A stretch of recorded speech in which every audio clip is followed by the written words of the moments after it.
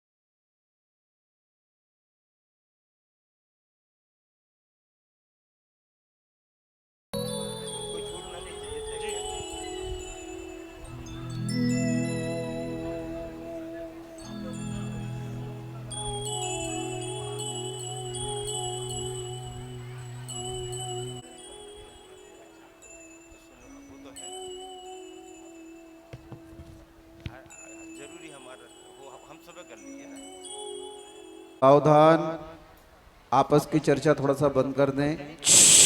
सावधान, धर्म सभा प्रारंभ होने वाली है, आप लोग कृपया शांत हो जाएं। पीछे वाली माताएं बहनें ध्यान से सुने, आप लोग बिल्कुल सावधान हो जाएं। सभी पंच नमस्कार मंत्र का स्मरण करेंगे। हाथ जोड़िए। णमो अरिहंताणं,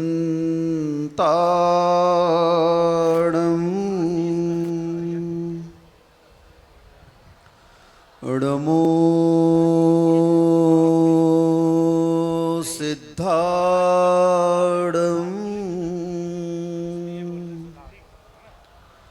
णमो आयर्याणं,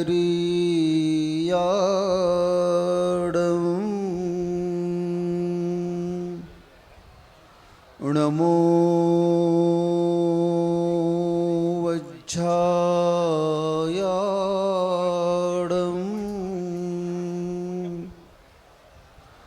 नमो लोए सब साहूड़म।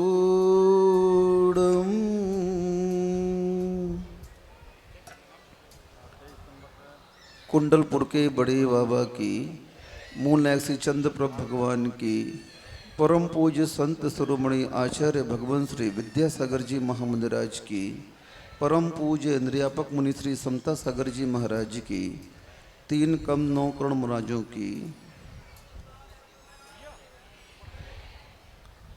आचार्य कुंद महाराज जी ने समय सार में स्पष्ट कह दिया, जन्मते जायते बालक है शूद्र है। बालक जब जन्म होता है, जन्म लेता है जब वह बालक, तो जन्म से बालक शूद्र होता है, उसका कोई कुल नहीं होता है।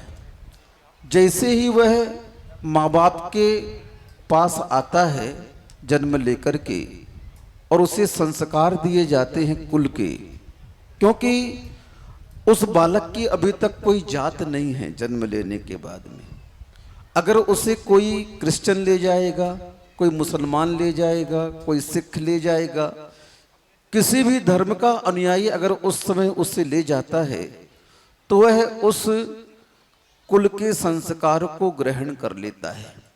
इसीलिए जन्म के उपरांत संस्कार देने की बात कही जाती है।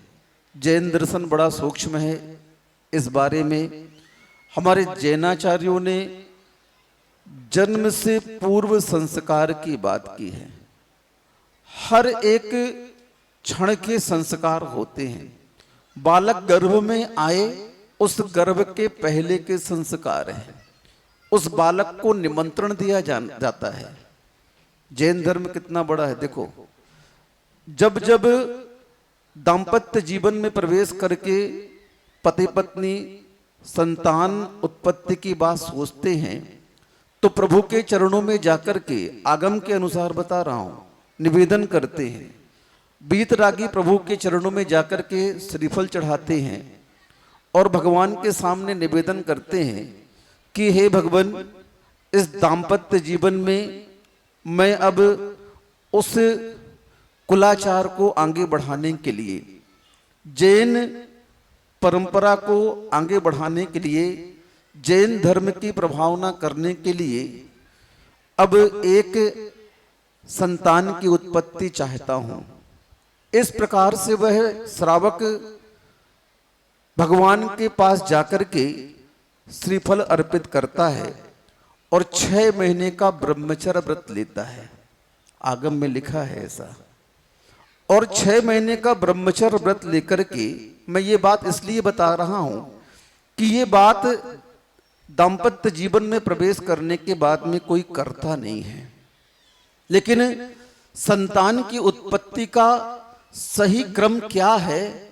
सही क्रम ये है, क्योंकि हंसी मजाक में संतान उत्पत्ति नहीं करनी चाहिए। मजाक मजाक में संतान नहीं, क्योंकि जैन कुल जिनेंद्र भगवान का कुल है। तीर्थंकरों का जब अवतरण होता है ऐसे नहीं होता है। तीर्थंकर की माता कोई सामान्य माता नहीं होती है, पिता कोई सामान्य पिता नहीं होते हैं। वे कुलाचार के अनुसार इन पूरी क्रियाओं को संपन्न करते हैं, तब ऐसे माता पिताओं के यहाँ महान पुरुषों का जन्म होता है, महान आत्माओं का जन्म होता है। अपन लोगों के यहाँ यूं ही पता नहीं चलता कि कब संतान आ गई गर्भ में। ये अच्छा परिचय नहीं है उस श्रावक के लिए। अच्छा परिचय उस श्रावक का कब माना जाएगा?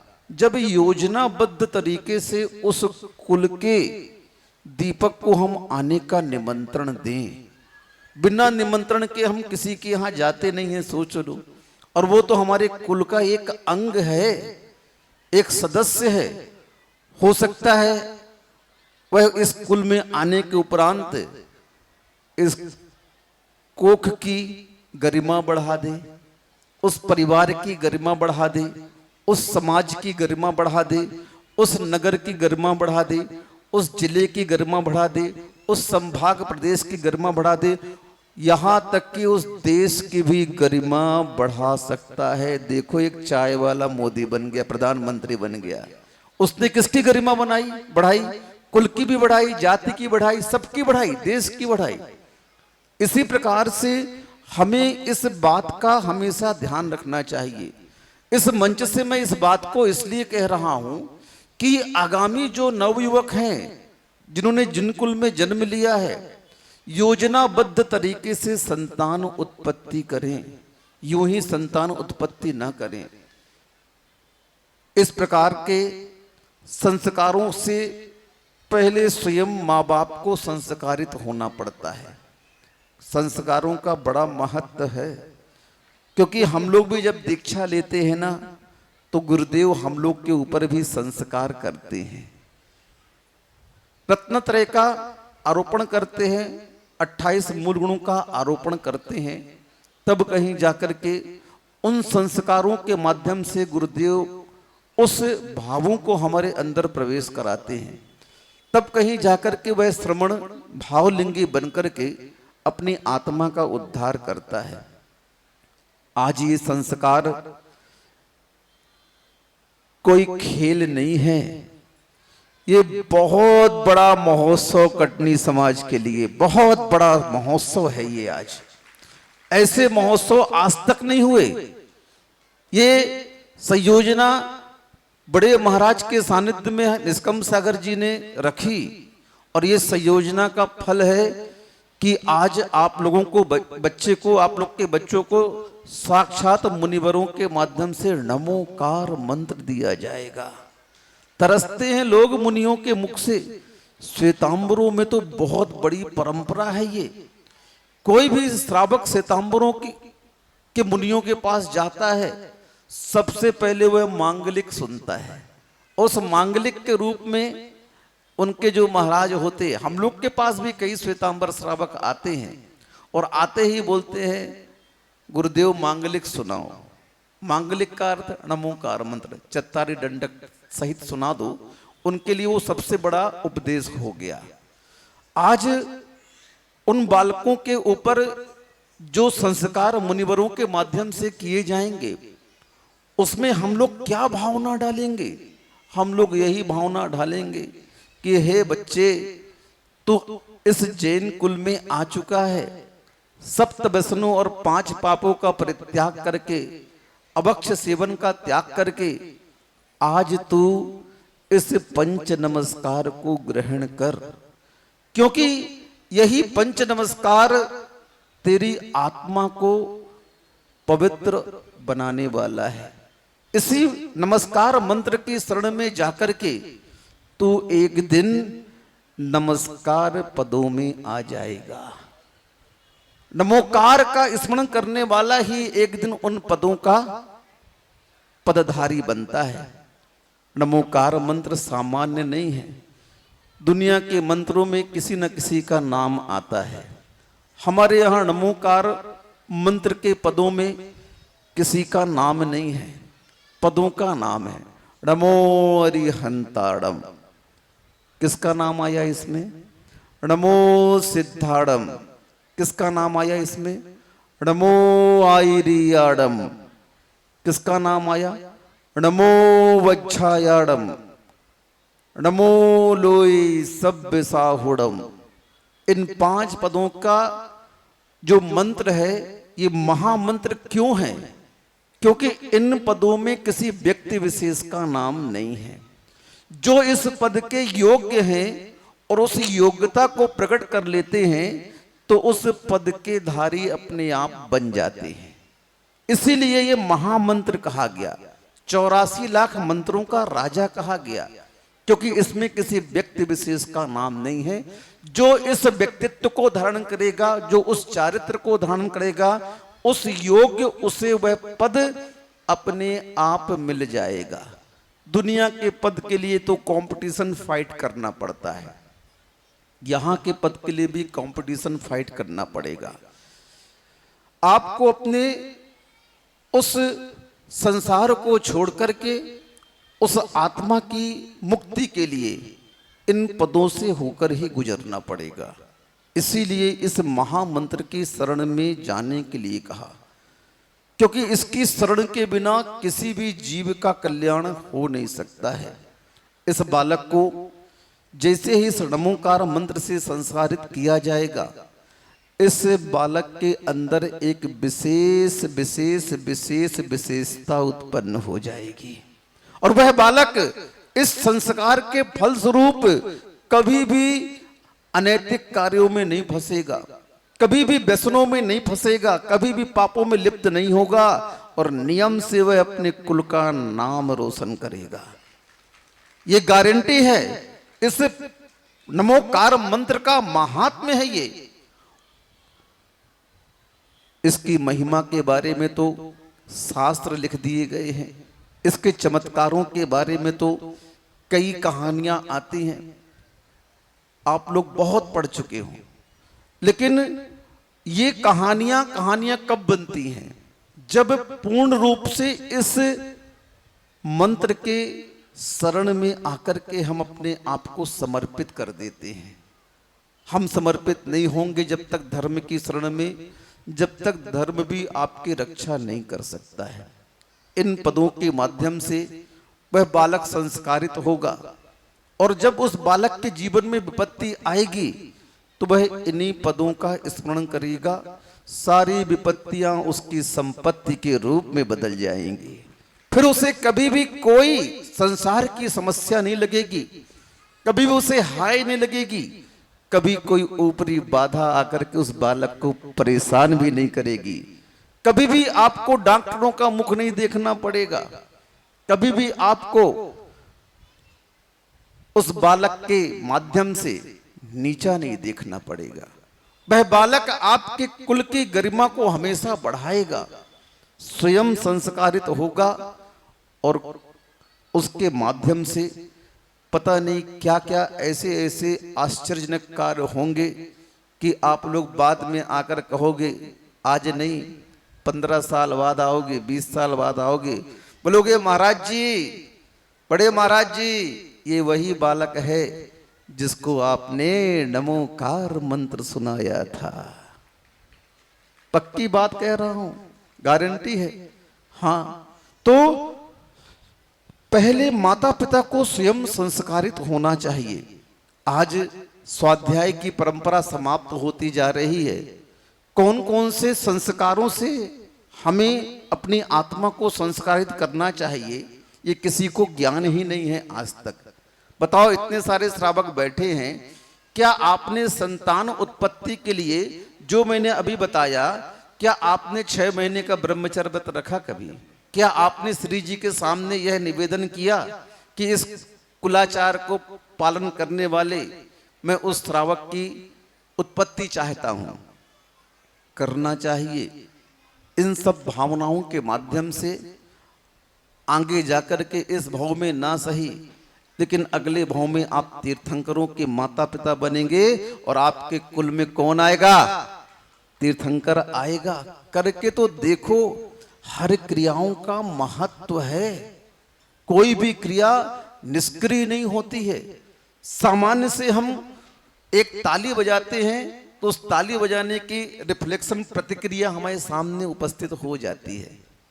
क्रिया की प्रतिक्रिया होती ही है, साइंस भी इस बात को मानता है। हमें भी उस क्रिया के प्रति सजग और सावधान होना चाहिए, खास तौर से धर्म की क्रियाओं के प्रति। हमें अपने बालक की तो बात छोड़ो, कई बार माता पिता आकर के कहते हैं महाराज जी हमारा बालक ऐसा हो गया, हमारा बालक ऐसा हो गया, आप समझाओ इसे। हम बोलते हैं भैया हमारे पास छोड़ दो तो हम उसको देख लेंगे। अब ये दिन भर तुम्हारे पास में रहता है, 24 घंटे आपकी छायरी इसे पढ़ती है, तो आपकी छायरी से पढ़ती है, जैसे आपके मन में विचार होते हैं, जैसी आपकी भाषा होती है, जैसे आपका रहन सहन उठना बैठना होता है, उसका प्रभाव उस बालक पर पड़ता है। अब पहले उस बालक को सुधारे कि तुम्हें सुधारे, बताओ किसे सुधारे पहले?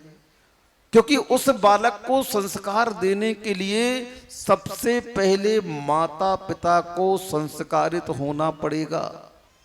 तीर्थंकर जब गर्भ में आते हैं, गर्भ में आते ही 56 कुमारियां माता के पास में आ जाती हैं, और वे 56 कुमारियां माता से क्या करती हैं? मात्र धर्म चर्चाएं करती हैं और कुछ नहीं करती हैं। धर्म के प्रश्न रखती हैं माता के सामने, और उस धर्म के प्रश्नों का उत्तर माता देती हैं। इस तरह से 24 घंटे उनका धर्म ध्यान चलता है। गर्भ में कौन है? तीर्थंकर बालक है, और उसका प्रभाव इतना होता है कि उस बालक के प्रभाव से माता का दिन भर धर्म ध्यान चलता है। उसके मन में संसार का कोई भी विकल्प नहीं आता। वे देवियां उनके सामने बस धर्म की चर्चा करती रहती हैं, क्योंकि उस आत्मा को संस्कारित कौन करेगा? हाँ, गर्भ में बालक आ गया तो आप ये मत समझो वो अचेतन है, अभी उसको देखने की भली आवश्यकता नहीं है, वो देख नहीं पा रहा बाहर के वातावरण को, लेकिन आपके भावों से उसका अटैचमेंट चल रहा है। वो सुन रहा है पूरी तरह से आप क्या बोल रहे हो, आपकी प्रत्येक बातों को कैच करता है। इसका साक्षात उदाहरण अर्जुन का पुत्र अभिमन्यु था। उसने उस गर्भावस्था में पिता के मुख से चक्रव्यूह में घुसने की जो रचना थी, उसमें घुसने का वृत्तांत सुन लिया, लेकिन जब निकलने का वृत्तांत बता रहे थे तो मां क्या हुई? सो गई थी, और उस अभिमन्यु की मृत्यु उस चक्रव्यूह में हुई थी। अगर माता नहीं सोती तो वह बच करके आ जाता। कहने का तात्पर्य यह है कि उस बालक को उस गर्भ अवस्था में सब कुछ ज्ञान हो रहा है, सब कुछ उसे समझ में आ रहा है।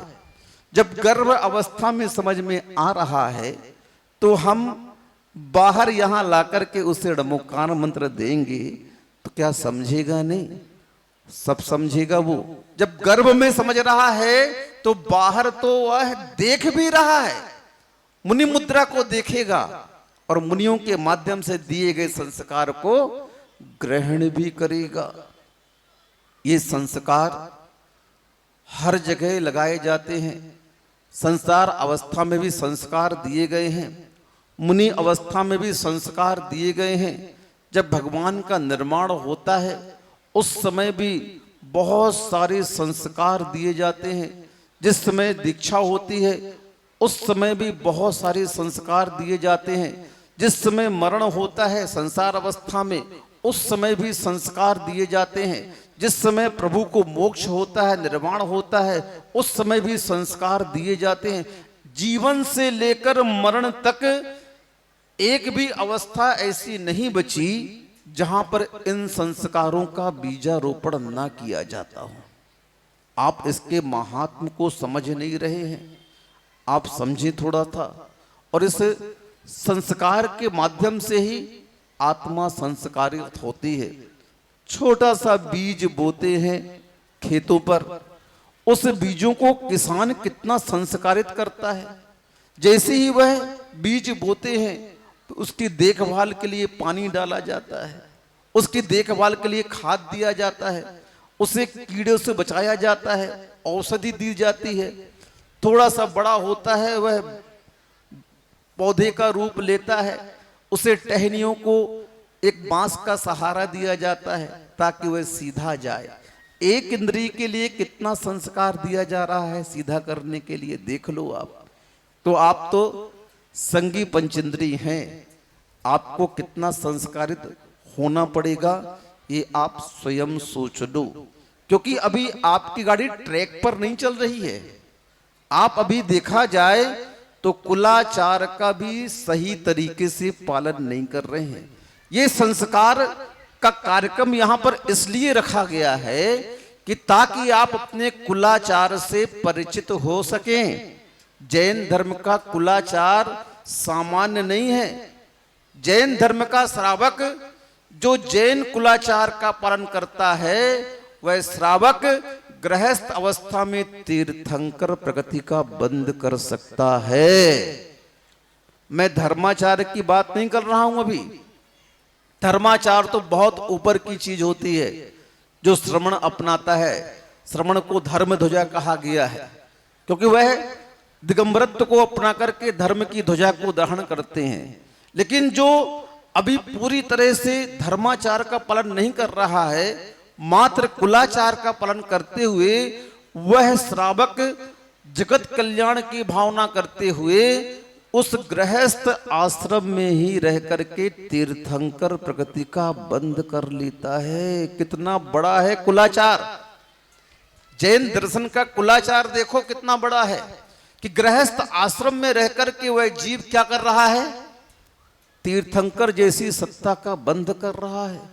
अब बताइए ऐसे कुलाचार को पाकर के जिसका साक्षात फल तीर्थंकर प्रकृति का बंद है, उसका हम अनादर कर रहे हैं। आज उस कुलाचार का हम पालन ही नहीं कर पा रहे हैं। आज आप लोगों को उपदेश दिया जाता है, नियम दिया जाता है, एक पूजन करो, अभिषेक करो। अरे भैया ये कुलाचार है। ये तो मछली को जैसे तैरना कोई नहीं सिखाता, पक्षी को उड़ना कोई नहीं सिखाता। जंगल के जितने जानवर हैं वह अपने कुलाचार का बिल्कुल अंशतः पालन करते हैं। प्रकृति अपने कुलाचार का बिल्कुल अंशतः पालन करती है। हर ऋतुएं अपने समय पर आती हैं, समय पर जाती हैं। बस एक इंसान ऐसा है जो अपने कुलाचार का उल्लंघन करता है। वह स्वच्छंद होकर के अपनी गतिविधियों को चलाना चाहता है, स्वच्छंद होकर के अपनी मनमानी करता चाहता है। और स्वच्छंदता जहां जहां आएगी उस आत्मा का पतन हुए बिना रहेगा नहीं। इसलिए धर्म की सीमा में आकर के, धर्म की मर्यादाओं में रह करके अपनी आत्मा को संस्कार देने चाहिए। सीता ने यही तो किया था, उस मर्यादा रेखा का उल्लंघन कर दिया। परिणाम क्या भोगना पड़ा उसे, हरण हो गया। हम अगर धर्म की मर्यादाओं की उपेक्षा करेंगे, इसका उल्लंघन करेंगे, तो इसका दुष्परिणाम इस आत्मा को भोगना ही पड़ेगा। इसलिए आज कटनी नगर में पहली बार विश्व के इतिहास में पहली बार, आज तक ये कार्यक्रम कहीं भी किसी भी संघ में नहीं हुआ। ये संयोजना हमारे निष्कम सागर महाराज जी ने, बड़े महाराज जी ने, इलक जी ने मिलकर के की है। ये बहुत बड़ी सोच है हमारे महाराज जी की। इस संयोजना के माध्यम से वो समाज में एक मैसेज देना चाहते हैं, समाज में एक आगाज करना चाहते हैं कि नहीं, इस तरह से आप अपने कुल के उस संतान को जिसको आपने जन्म दिया है उसे यूं ही न समझें। वो बहुत बड़ी आत्मा है। वह आत्मा आगे जाकर के क्या क्या कर सकती है अगर उसे सही दिशा और संस्कार मिल जाए। और सही दिशा और संस्कार नहीं मिलेंगे तो वह आत्मा भटक भी सकती है। अगर आपके सही संस्कार मिल जाएं तो वह आत्मा राम बन सकती है। और आपने संस्कार नहीं दिया तो वह आत्मा रावण भी बन सकती है। हाँ, आपके ऊपर पूरा जीवन निर्भर है। आज के इस माहौल में हम देख रहे हैं पढ़ाई पढ़ाई की बात तो आप लोग बहुत करते हो, बच्चों को पढ़ाना है, ट्यूशन भेजना है, ये करना वो करना, लेकिन जब पाठशालाओं की बात आती है तो आप उन बच्चों को उससे वंचित रखते हो।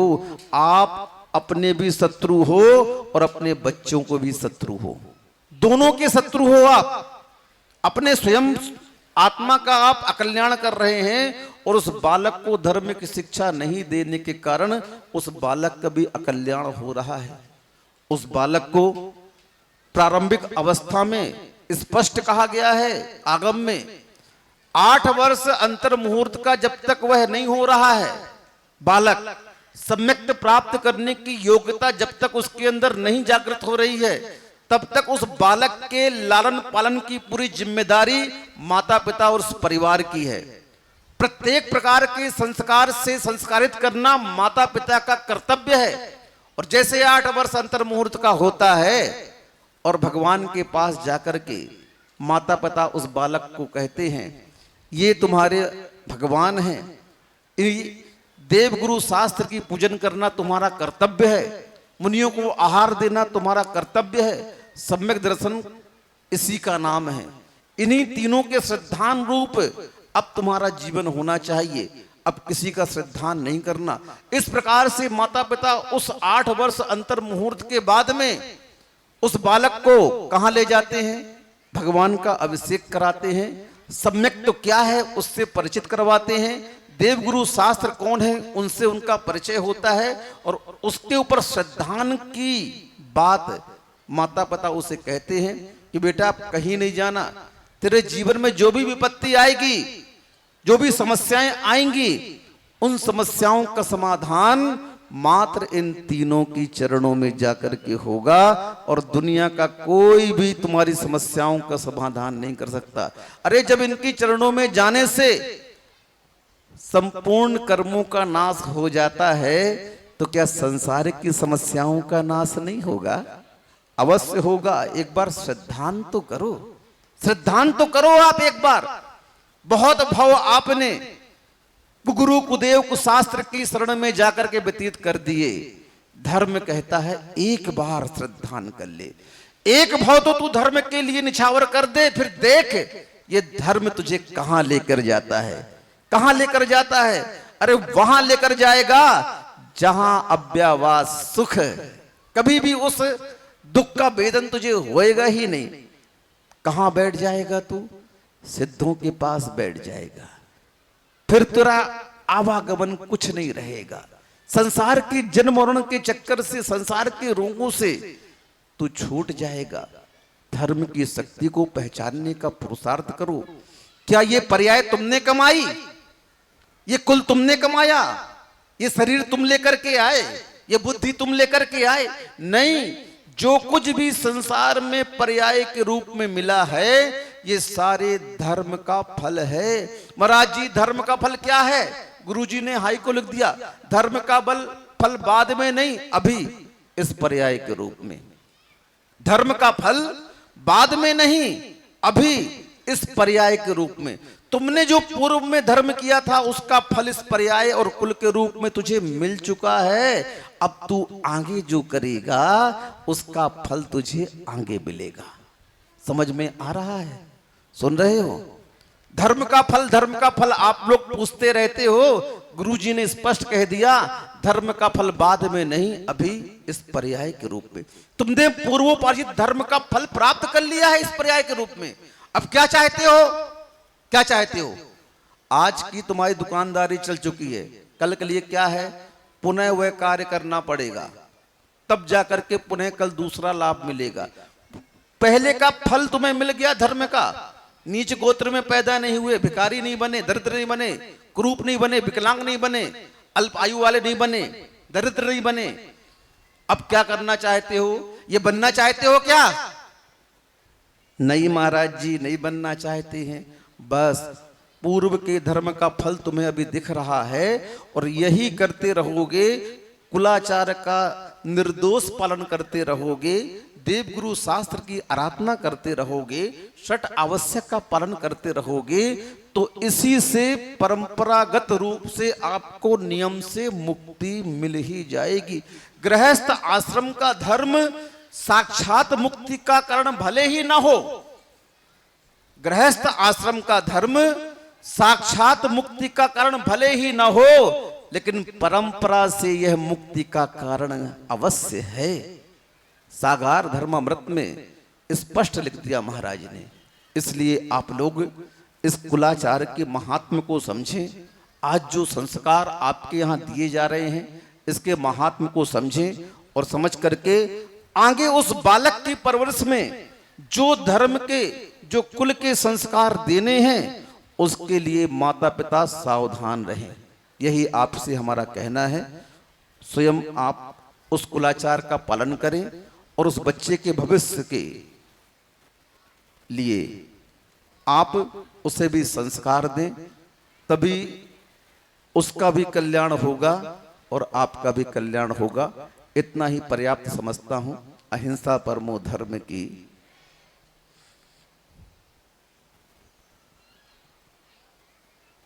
हेलो। अरिहंताणं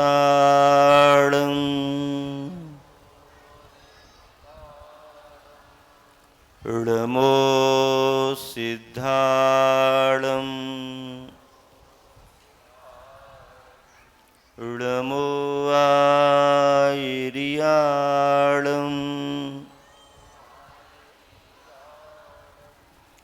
ऋमो बच्छायाणं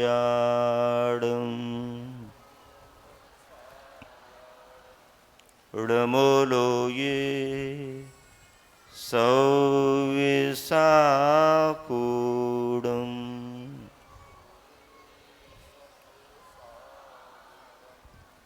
पंच परमेष्टि भगवान की, अहिंसा परमो धर्म की, गुरुवर आचार्य श्री विद्यासागर जी महाराज की।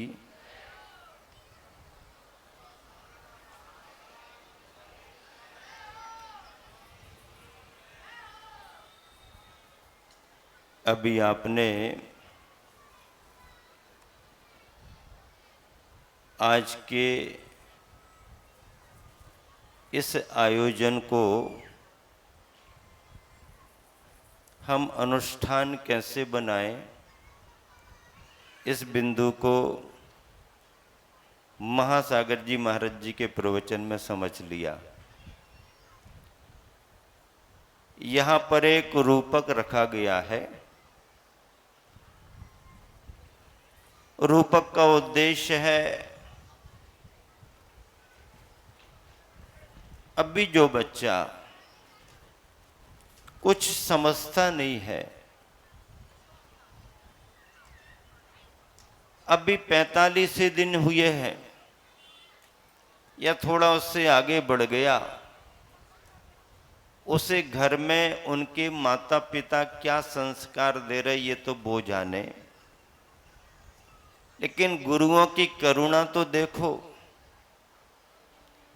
समाज को जीवंत बनाए रखने की चिंता तो देखो। आगे की पीढ़ी संस्कारित हो। जैन धर्म जिन शासन हजारों वर्षों तक चलता रहे, ऐसी दूरदर्शिता का विचार तो देखो। आज ये उपक्रम आप सबके सामने है। मुझे बार बार ये विचार करना पड़ रहा है कि बच्चों के लिए संस्कार दिए जाने हैं, तो बच्चे आए वो तो ठीक है, उनके मम्मी पापा भी आएंगे वो अनिवार्यता है, लेकिन ये बूढ़े वाले लोगों का आज काम क्या था?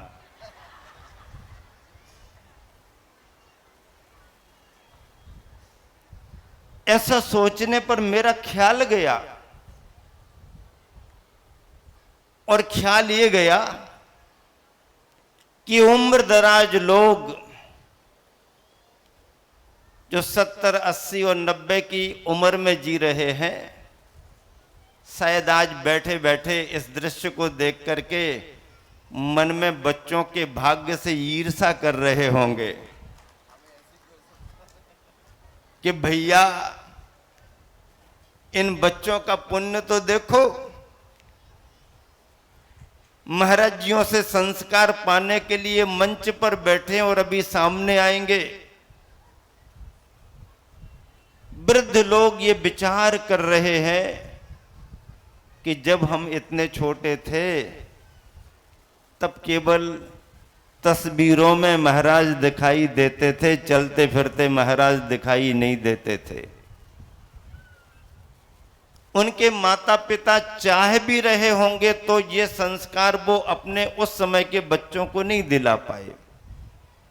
बड़ी दुर्लभता से कभी कभार कोई मुनि महाराज मिल गए, 100-500 किलोमीटर में कहीं दर्शन हो गए, बहुत दुर्लभ थे। साधन भी नहीं थे, इतनी लगन भी नहीं थी, इतनी चेतना भी जागृत नहीं थी। इसलिए शायद पुराने लोगों के मन में आ रहा होगा कि देखो तो जैन कुल में जन्म होने के बाद इस उम्र में मुझे संस्कार नहीं मिला, इन बच्चों को मिल रहा है। और जब छोटा बेटा दूर चला गया प्रद्युमन, हरण होने के बाद 16 वर्ष तक माता पिता को नहीं मिला और 16वें वर्ष में जब आ गया और विभिन्न क्रीड़ाएं करके जब उसने अपना परिचय दिया तो माँ खुश भी हुई और दुखी भी हो गई। प्रद्युमन ने पूछा, माँ मैं तो अब आ ही गया हूं, अब तो आपको प्रसन्न होना चाहिए, दुख किस बात का? तो कहने लगी, बेटा तुम बड़े में तो मुझे दिख गए लेकिन तुम्हारा बचपना हमने नहीं देखा। प्रद्युमन ने बचपन का रूप बना लिया, लो अब खिला लो आप। शायद ये लोग ये भी सोच रहे होंगे महाराज जी को ऐसा मंत्र फूंक दें कि हम भी इस उम्र में आ जाए और महाराज जी से इसी उम्र में संस्कार मिल जाए हमारे लिए। संस्कार पाने के लिए कुछ भी प्रयास कर लेना चाहिए। अब तो आपकी चेतना जागी है, इस संस्कार से भी ऊपर के संस्कार आप सबको मिले। कटनी धर्म नगरी है, महानगरी है, और कटनी के चातुर्मास में सन 2023 में ऐसी संयोजना होना कटनी वालों का महा सौभाग्य है। चारों महाराज जियों का भाव तो बना ही, चारों महाराज जियों ने मार्गदर्शन कमेटी को दिया, कमेटी ने घोषित किया, और आज देखो प्रवचन सभा से भी ज्यादा उपस्थिति है संस्कार देखने के लिए। कराने वाले तो कराएंगे लेकिन ताली बजाने वाले भी बहुत उपस्थित हुए हैं और वो चाह रहे हैं कि कटनी से इस संस्कार की शुरुआत हो रही है तो कटनी का नाम तो इतिहास में लिखा ही जाएगा। ये संस्कारों का सिलसिला आगे बढ़ता रहे। गुरुवर आचार्य श्री की तरफ से आशीर्वाद आया। मुनिवर प्रसाद सागर जी महाराज जी ने और ज्यादा उसमें थोड़ा सा विशेष जोड़ करके समाचार भेजा कि बच्चों को महाराज जियों के द्वारा संस्कार तो मिले ही मिले, गुरुवर आचार्य जी ने कहा है कि उसके लिए अमृत के रूप में कुछ प्राशन औषधि को और करा दिया जाए ताकि बच्चा स्वस्थ भी रहे, बलिष्ठ भी रहे और जिन भक्त भी बना रहे। आचार्य श्री भी इस विधा को पसंद कर लेते हैं, हालांकि उनका जीवन बहुत आध्यात्मिक है, बहुत निर्वृत है, लेकिन समय और समाज को देख करके इन कार्यों को भी गुरुवर प्रोत्साहित कर देते हैं ताकि समाज और परिवार संस्कारित होते रहें।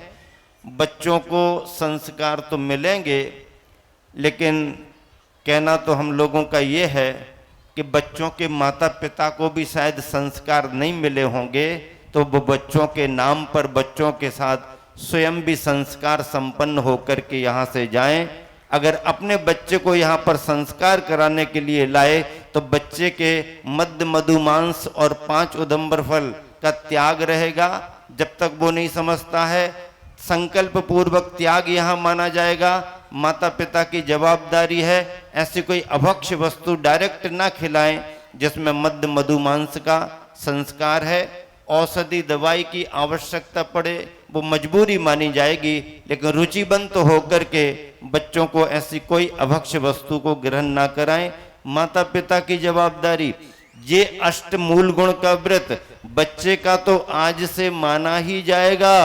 माता पिता को भी यह व्रत लेकर के यहाँ से जाना पड़ेगा। माता पिता के भी कई बार ये संकल्प नहीं होते। अगर अपने नगर में मंदिर है तो प्रतिदिन कम से कम एक बार 24 घंटे में दर्शन करने के लिए जाएं। सुबह से शाम तक के बीच में एक बार दर्शन करें। और अगर सुविधा है, सुविधा बना रहे हो तो सप्ताह में एक दिन अभिषेक पुरुष करे, महिला को पूजन करने की व्यवस्था होना और प्रतिदिन करें तो और ही अच्छा है। ध्यान रखना, ये सोने पर सुहागा होगा। यहाँ तो आशीर्वाद के रूप में बच्चे को हाय न लगे, इसलिए सोने की हाय प्रदान की जा रही। यहाँ पर शुद्ध स्वर्ण की परिवार पुण्यार्जक बना है। खबर हम लोगों के पास आई, महाराज जी देने का भाव है। हम लोगों ने कहा तो चांदी की दे दो तो अच्छी है। महाराज जी आशीर्वाद तो दो, चांदी की क्या, हम तो सोने की पहनाएंगे बच्चों को। परिवार ने उत्साह पूर्वक सोने की हाय तैयार करा दी। महाराज जियों के सामने हाय पहनेगा तो किसी की हाय नहीं लगेगी और महाराज जी की नजर पड़ जाएगी बच्चे पर तो किसी की नजर नहीं लगेगी। माता पिता को भी नियम लेकर के जाना पड़ेगा और आज के दिन अपने बच्चे के नाम पर इस चतुर्मास के यज्ञ में बच्चे के नाम पर पहला पुण्यार्जन कुछ राशि का दान करके जाना पड़ेगा। सामर्थ्यवान है सभी परिवार, दान देने की प्रेरणा दुनिया देती है। कमजोर से कमजोर भी अपनी आवश्यकता में कटौती कर लेता है, लेकिन धर्म के कार्य में अगर प्रेरणा मिलती है तो पीछे नहीं रहता है। इतना सारा तुम्हारे लिए आशीर्वाद में मिल रहा है बच्चे को, बच्चे के नाम पर चतुर्मास कमेटी के लिए इस अनुष्ठान के महायज्ञ में आपको बच्चे के नाम पर कुछ दान दे करके जाना है। बच्चे का जीवन, हाँ बच्चे से ही, बच्चे के नाम पर बच्चे के द्वारा दिलाना है। पहला हम लोगों को बचपन में कहा जाता था मंदिर जा रहे हो चावल चढ़ा करके आना, खाली हाथ नहीं जाना। और तो और अगर तुम्हारे जेब में पैसे रखे हैं तो गुल्लक में डाल करके आना। और उसमें अच्छा भी लगता था क्योंकि वो ऐसा हाथ किए बैठा रहता था एक ऐसा, और उसके हाथ पर रखो और यहाँ से बटन दबाओ, उसने हाथ किया, अंदर खन खन की आवाज आती बच्चों को सुनने में, हाँ चला गया ना, चला गया। ये संस्कार दान का बच्चे के हाथ से बड़ों के द्वारा आरती कराई जाती है, बच्चे को दे दी जाती, पैसे डाल दो, ये करो करो। बच्चों को दान का संस्कार दिया जाता है। संस्कार कहीं व्यर्थ नहीं जाते हैं। मुझे याद है, मुझे याद तो नहीं था, याद दिलाया गया, मेरा पहला मुंडन आचार्य धर्म सागर जी महाराज जी के चरणों में बेगमगंज में वो विराजमान थे, उनका केसलुंच हुआ और उसी समय उसी मंडप में मेरा भी मुंडन करा दिया गया। परिवारीजन केसलुंच देखने गए, कुंडलपुर में मुंडन कराना ऐसी भावनाएं थी, लेकिन परिवारीजन कहने लगे महाराज जी का केसलुंच हो रहा है, यहीं पर इसका मुंडन कराओ। मुंडन का संस्कार केसलुंच में बदल गया। एलक जी के बारे में सुना, जब 5-6 महीने के थे, घर पर चौका लगा, आचार्य धर्मसागर महाराज जी का आहार हुआ और उनकी मम्मी ने आहार के बाद निकलते समय पैरों में डाल दिया, महाराज जी इसको आशीर्वाद दो। महाराज की नजर पड़ी, आशीर्वाद दिया, पुण्य फला आज एलक जी बने हुए हैं। महासागर जी महाराज, निष्कंप सागर जी महाराज को भी ऐसे संस्कार मिले, माता पिता से मिले, गुरुओं से मुनियों से मिले, पाठशालाओं से मिले, और आज निर्ग्रंथ मुनि महाराज बने हुए बैठे हैं। विचार तो करो, संस्कार कहीं व्यर्थ नहीं जाता है, और यह संस्कारों का अनुष्ठान यहाँ पर संपन्न किया जा रहा है। बच्चे का जन्म होता है, महाराज जी ने अभी कहा कि जन्म से कोई भी बच्चा हो, किसी भी समुदाय में जन्म हो, शूद्र ही माना जाता है। अब उसे उनका परिवार अपने कुल और रीति रिवाजों के अनुसार जो संस्कारित करता है, फिर उसका संस्कारों का जन्म हो जाता है। इसे आदि पुराण में और जैनेतर ग्रंथों में द्विज कहा गया। द्विज, पहला जन्म शरीर का। शरीर के जन्म से कोई धर्मात्मा नहीं होता है, लेकिन जब धर्म का संस्कार उसको मिल जाता है तो धर्मात्मा की श्रेणी में धीरे धीरे आगे बढ़ने लगता है।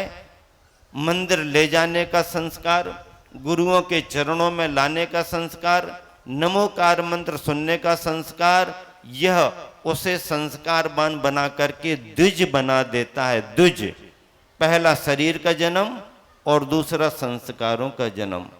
45 दिन तक बच्चे को परिवारीजन मंदिर नहीं ले जाते, अभी उसकी अवस्था नहीं है, शरीर में भी वो शुद्धता नहीं आई। शास्त्रों के विधान के अनुसार 45वें दिन पहली बार मंदिर ले जाते हैं, तो मंदिर में अगर कोई नहीं है तो पुजारी से, पंडित जी मिल गए, कोई भैया जी मिल गए, उन्हीं से संस्कार दिला देते। लिटाओ, गंधोदक दो, मंत्र सुनाओ, तिलक लगा दो, स्वस्तिक बना दो, संस्कार है। और अगर इसी में कोई महाराज जी माता जी मिल गए, क्या कहना, अरे पुराने समय में पूरा जीवन निकल गया तो भी मुनि महाराजों के दर्शन नहीं हुए। बड़े बड़े विद्वान कवि तरसते रहे, लिख करके चले गए, बे गुरुवर कब मिल हैं उपकारी, कब मिल हैं उपकारी, और गुरुवर नहीं मिल पाए। देश काल की परिस्थितियां थी, लेकिन आज जैन परंपरा का निर्ग्रंथ मुनि मुद्रा की प्रभावना का स्वर्णिम काल चल रहा है, और जिसमें बच्चा जन्म ले रहा है, आंख खुल रही है तो कहीं ना कहीं मुनि महाराज माता जी के दर्शन हो रहे, और आखिरी में आखिरी सांस ले रहा है तो भी कोई ना कोई मुनि महाराज जी के दर्शन, माता जी के दर्शन मिल रहे। आंख खुलने से लेकर के लगने तक मुनि महाराज जियों के दर्शन हो रहे। भले पंचम काल कलिकाल है, पर बड़ा पुण्य का योग है। ऐसे इस पुण्य के योग को समझ करके आप सभी को अपने जीवन को धन्य करना है, संस्कारवान करना है। प्रयोजन उद्देश्य आपके सामने रख दिया गया है। अब आप चैतन्य हो गए, स्फूर्त हो गए, किस उद्देश्य से आप यहाँ पर उपस्थित हुए हैं, उसकी प्रस्तुति अभी यहाँ पर होने वाली है। पौन घंटे से लेके 1 घंटे का समय लग सकता है। विधिवत महाराज जी उठ करके कहीं नहीं जाएंगे, अपने अपने बच्चों को लेकर के यहीं आना है, और हाँ, और यहाँ पर संस्कार संपन्न करना है। और महाराज जियों को अगर आपको उठा के संस्कार कराना है तो फिर महाराज जी दीक्षा देने के लिए ही उठते हैं, बाकी बैठे बैठे कार्य करते हैं। सो आपको दीक्षा लेनी भी नहीं है और हम लोग अभी देते भी नहीं है। हमारे गुरुवर दीक्षा देने के लिए अधिकृत हैं और हम लोग उनकी शरण में, उनकी छाया में, उनके द्वारा बताए गए संकेतों से संस्कार देते हैं। इसलिए आप सबको व्यवस्था का ध्यान बहुत अच्छे से रखना है। हाँ, क्रम से आए, जैसा कहा है 3-3, 4-4 बच्चे आए, ताकि चारों महाराज जियों का 3-3 जो भी है, जैसी व्यवस्था बनती है कार्यकर्ताओं की। चातुर्मास 3 नाम आगे के लेते जा रहा हूँ, वे पिताजी वगैरह जो हैं वो यहाँ आ जाएं। देखिए, इसके बाद पर्व जैन, पीयूष जैन, विनी जैन, पार्श जैन, विनी जैन और सहज जैन, सजल कुमार जैन, ये तीनों बच्चों के पिताजी भी यहाँ पर आ जाएंगे।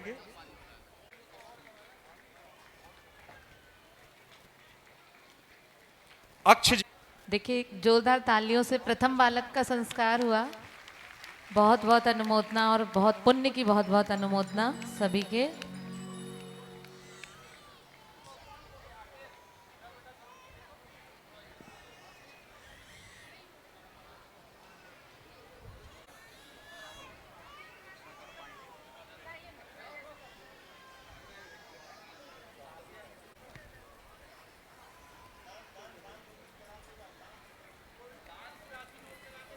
विज्ञा जैन, आदित्य जैन, दक्ष जैन, पारस जैन, इसके बाद जैन बिरसिंहपुर पाली, अर्श जैन, अमित जैन, त्रिशान जैन, प्रियांश जैन जबलपुर।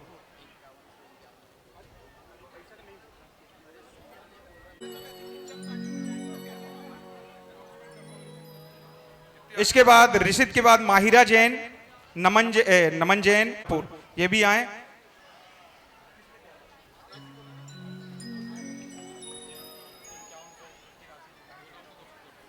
ने भी 5100 रुपए की राशि यहाँ पर धर्म प्रभावना समिति को प्रदान की है।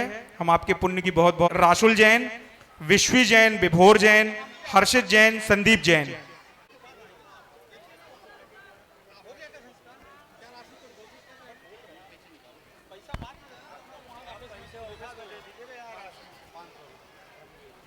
इसके बाद तैयार रहेंगे हर्षित जैन, संदीप जैन, शुभ बहोरी बन से।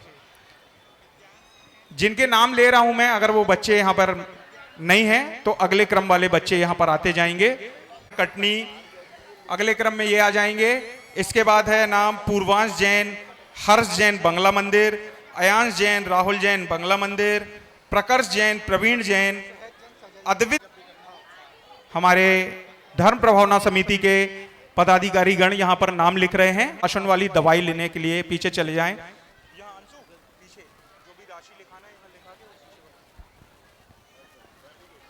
500 रुपए की राशि सजल कुमार जी द्वारा दी गई है।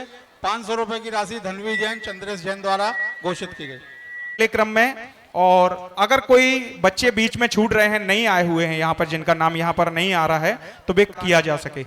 अक्षय जैन बचैया वालों ने 2100 रुपए की राशि घोषित की। थोड़ा नाम घोषित करने में थोड़ा रुक जाइए। देखिए ओ मेरा कोई सोया भाग्य जगाया है, हे मेरे गुरु, हे मेरे गुरु। अर्श जैन द्वारा 1100 रुपए की राशि। शुभ दिन आया है, गुरु का दर्शन पाया है, आज मानो मेरा को चाह विषयों की कितना सताती थी, चाह विषयों की कितना सताती थी। हमारे बीच हमारे सकल दिगंबर जन पंचायत के अध्यक्ष श्री संजय भैया जी आ रही है, और बराबर देख नहीं पा रहा हूं। सभी बुजुर्ग जन बारी बारी से आए और अपने नगर के सभी बच्चों को आप जो है ना हाय चंद्रमा पहनाकर आ जाएं भैया सभी लोग। जैन पंचायत के अध्यक्ष संजय भैया को जैन गिफ्ट सेंटर 1100 रुपए की राशि घोषित की गई है। प्रकर्ष जैन, पारस जैन शिवनगर वालों ने भी 1100 रुपए की राशि घोषित की है।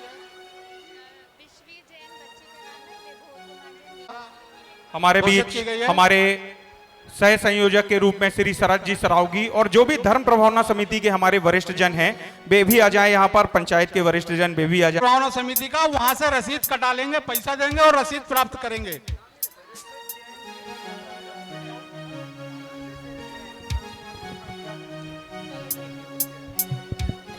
इसके बाद मारवी जैन, प्रशांत कुमार जैन पाटन, अनवी जैन, अनिल कुमार जैन।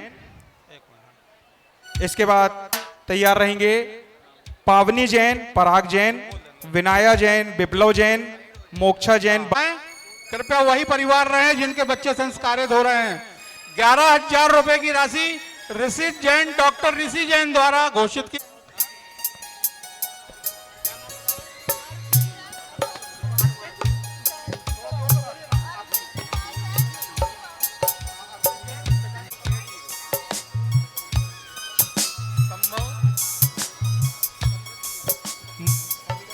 देखिए गुरु के शुभ कार्य के लिए हमें जोरदार तालियों से अभिवादन करें।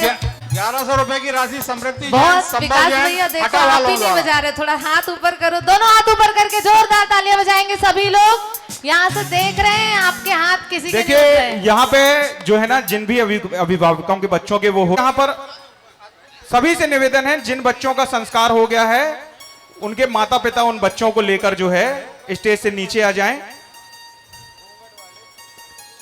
5100 रुपए की राशि अद्भुत जैन, मोहित जैन, घूंघट वाला परिवार कटनी, पुण्य की अनुमोदना कीजिए।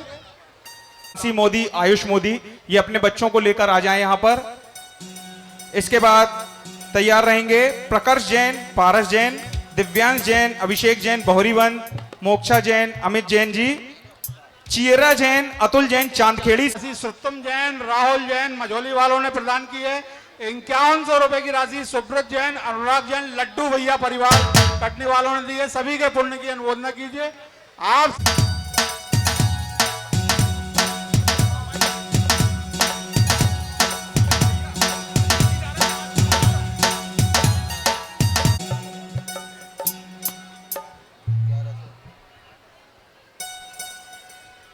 उत्कर्ष जैन, आकाश जैन, सायनगर वाला परिवार 1100 रुपए की राशि। पुनः सभी से निवेदन है कि जिन बच्चों को संस्कारित किया जा चुका है और यहाँ पर उन्हें लॉकेट पहनाया जा चुका, प्रभावना समिति के सोनू भैया, सैलू भैया, जितने भी भैया लोग हैं आ जाएं और वो भी बच्चों को जो है हाय का लॉकेट पहनाएं। 11,000 रुपए की राशि प्रिया जैन, आकाश जैन, सागर वाला परिवार उन्होंने घोषित की है। कृपया इनके पुण्य की अनुमोदना कीजिए।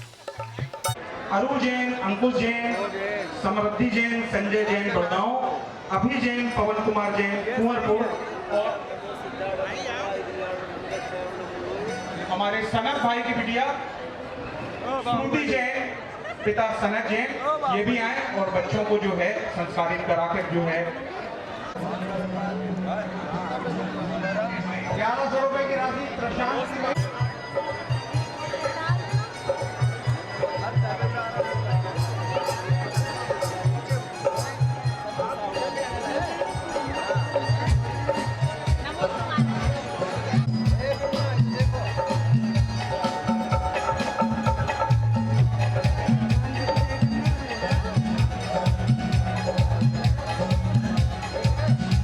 हमारे बीच विनाया जैन, बिप्लो जैन, इनके माध्यम करते चले इन परिवारों के। इसके बाद एक दो नाम हो रहे हैं, अभि जैन, पवन कुमार जैन कुंवरपुर से, लक्ष्य जैन, लकी जैन कुंवरपुर से, श्रावी जैन, अरिहंत जैन जी कुंवरपुर से, ये भी एक नाम हमारे बीच आया हुआ है।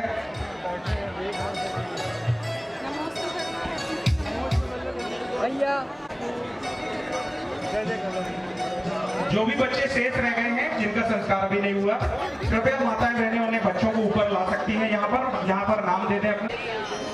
आप सभी से बार बार आग्रह है, पुनः आग्रह है कि जिन भी माताओं बहनों ने अपने बच्चों को संस्कारित करा लिया है और दवा पिला ली है, वे कृपया यहाँ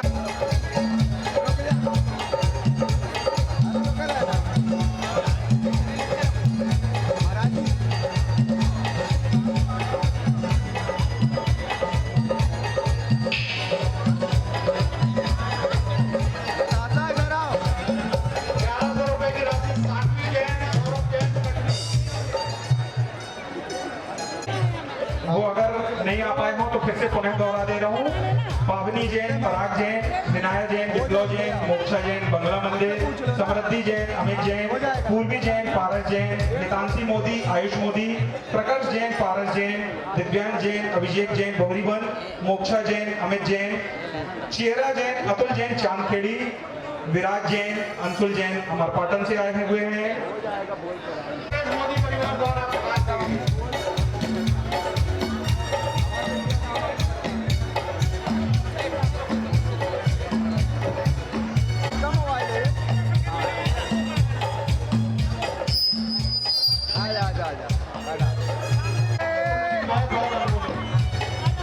महाराज जी आतंकवादी निकलेगा।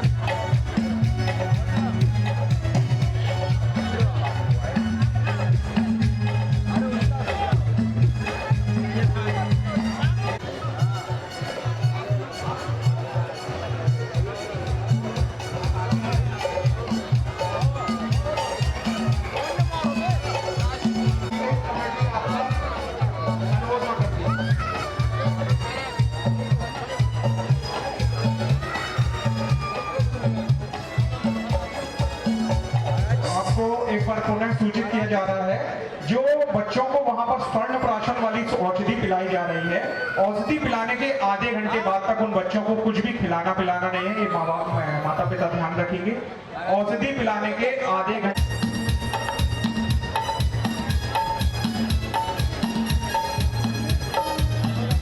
हमारे बीच जो भी माताएं बहनें अपने बच्चों को लेकर आए और अगर वो यहाँ पर अभी तक